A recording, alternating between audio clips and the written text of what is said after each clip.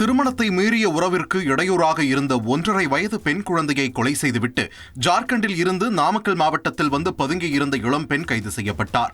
ஜார்க்கண்ட் மாநிலம் சக்ரதார்பூர் பகுதியைச் சேர்ந்த ரதி கோத்ரா என்பவருக்கும் அதே பகுதியைச் சேர்ந்த ரமேஷ் கக்ரி என்பவருக்கும் திருமணமாகி 1.5 வயதில் பெண் குழந்தை இருந்தது. இதனிடையே ரதி கோத்ரா வேறொரு ஆணுடனான தனது தகாத உறவிற்கு இடையூறாக இருந்ததாக தனது குழந்தையை கழுத்தை நெரித்து கொலை செய்த பின்பு உடலை சாக்கடையில் வீசியதாக தெரிய வருகிறது. அதன் பிறகு திருமணத்திற்கு முன்பு தான் பணியாற்றிய நாமக்கல் மாவட்டம் வெப்படை பகுதியில் உள்ள தனியார் நூற்பாலைக்கு வந்து ஒன்றும் தெரியாதது போல பணியாற்றியுள்ளார்.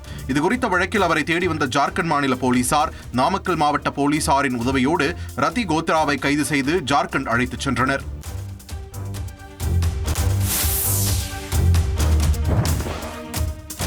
விடுமுறை நாளையொட்டி திருவண்ணாமலை அண்ணாமலையார் கோவிலில் குவிந்த பக்தர்கள் நீண்ட வரிசையில் நின்று சுவாமி தரிசனம் செய்தனர். திருவண்ணாமலை அண்ணாமலையார் கோவிலில் சிறப்பு அபிஷேக ஆராதனைகள் நடைபெற்றது. பக்தர்கள் கோவில் ராஜகோபுரம் மற்றும் அம்மணி அம்மன் நுழைவு வாயிலில் 1 கிலோமீட்டர் நீண்ட வரிசையில் 5 மணி நேரத்திற்கும் மேலாக காத்திருந்து சுவாமி தரிசனம் செய்தனர்.